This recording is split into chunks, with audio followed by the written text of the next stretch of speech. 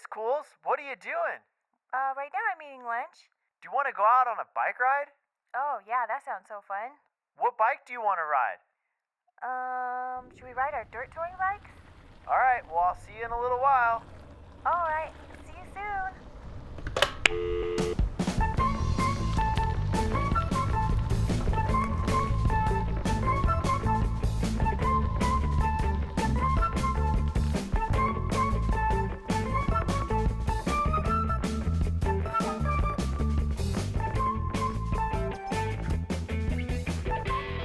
All right, Miss Cools, welcome. Thank you. So we just got back from a ride, and it's been a few days. You've had a chance to ride your new bike, and we just got back from a ride, and you were on your old bike. So you've had a chance to see both bikes. So I wanted to ask you a few questions, if I may. Okay. All right, so to get started, so the first question that I have is, can you tell us a little bit about the bike and the differences between this bike and the old bike? Okay, well, there's quite a few differences. Those would be the tubing is different. The tire sizes are different, or at least the tires that I have on the new bike are different. The handlebars are different. The trail, the gearing.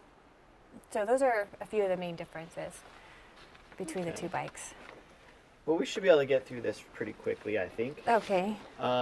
So We might need our tea. Yeah. we might need our tea. They might want to grab a beverage if they're out there watching this too.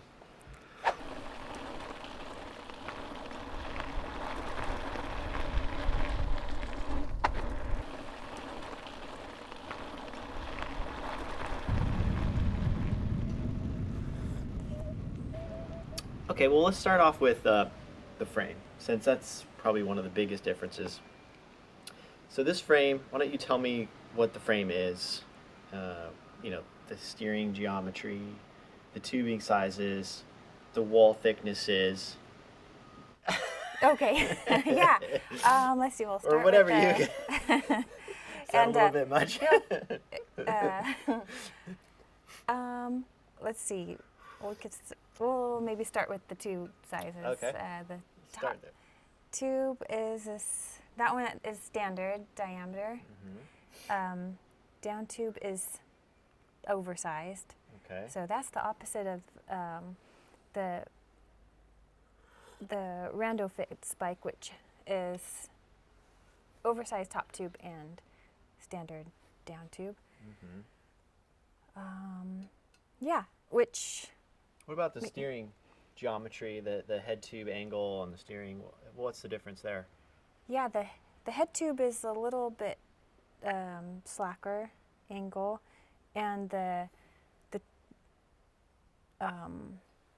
and it's a 1 1/8 inch head tube versus or threadless versus threaded. All right, that's right. So.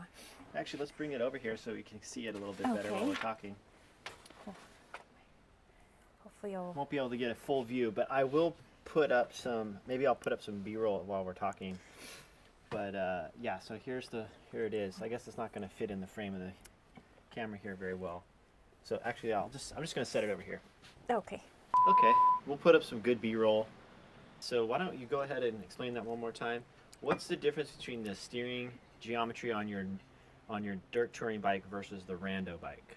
Okay. Yeah, the difference in the steering geometry is that with the dirt touring bike, the head tube is a little more relaxed, and it's a 1 1/8 inch steer versus a threadless versus threaded.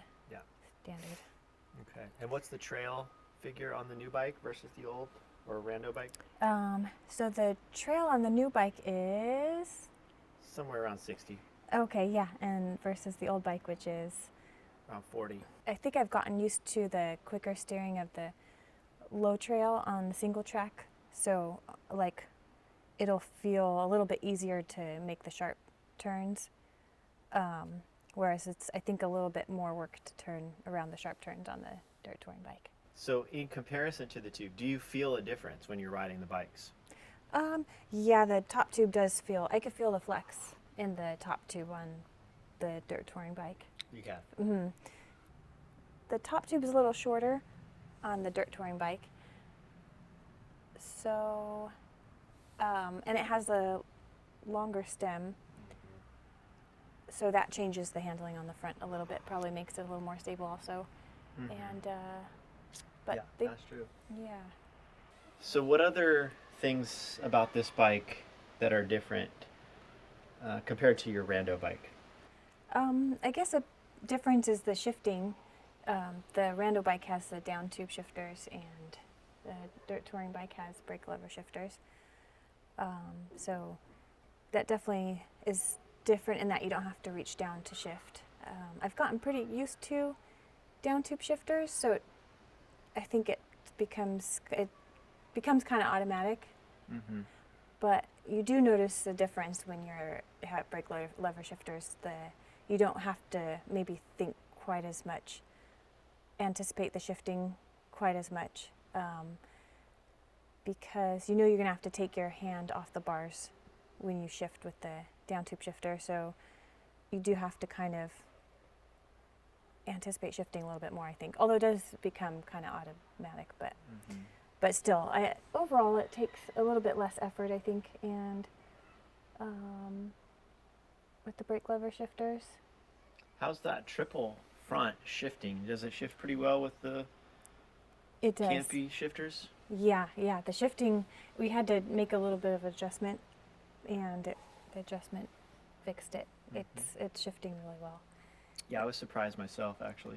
Yeah. You know, triples, one of the downsides of the triple has always been getting the indexing to work well. It's easy on a 2x because the way a derailleur works, you have a cage with a specific width, and it has to push the chain up to the next gear. At the same time, you don't want it too far up because it'll rub. So then you have to tend to trim it back down a little bit. And so you're constantly trying to trim up or down based on where the chain is on the back. And then when you add a third gear to this, it makes it really complicated, especially for index shifting, for it to work just right so that the chain isn't rubbing on the cage, but it also pushes it enough to actually shift it. That's why a lot of people don't like front derailleurs. But the Campy design is very cool in that it has multiple clicks with a short amount of cable pull. So you can trim it when you get it to the gear, into the gear you want. You can click it down a few times to trim the cage so it's not rubbing.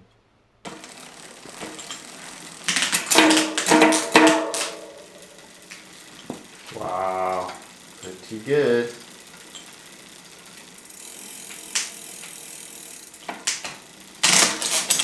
Woo! Nice. I think we got it. Okay, I think we got it. So what I did is I very carefully reshaped this cage a bit, and it's a little bit unfortunate because this is a nice XTR derailleur, but in order to make this really shift well, that's kind of what I had to do. You know, it is what it is. Okay, so I think we've got it all sorted out. We decided we're going to go with the 9-speed chain on this one. Because of the front being just so wide in the cage and how much throw the derailleur needs to shift it properly, I decided to stick with the wider chain. I tested it with the 10-speed chain also out on the road to see, and it shifts pretty good, but when you put the 9-speed on, it just has a lot more, it's just more responsive on the downshift. The nice thing about the 9-speed chain is the quick links are easy to do just by hand. You don't need any tools generally. So we're going to go out now. We're going to do another test ride on it. This time we're going to go into a little bit more rocky terrain and see how it handles being able to shift up and down for Miss Cools. We're off on part 2 of the first ride impressions. This is our second ride, different day. We've done a few micro adjustments to the bike. over here. So we'll see how it goes. So far it's shifting really well. Is it? Yeah. Good. Yeah, it'll be interesting on this route. Today's route's a little more technical, a little bit rockier. So you're really going to be shifting a lot more, I think.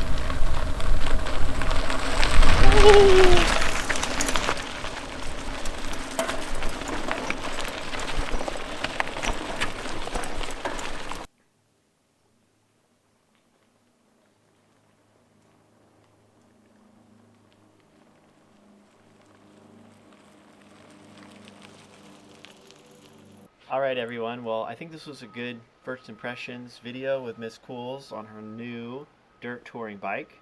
And she reserves the right to change her opinions at any time. Is that right?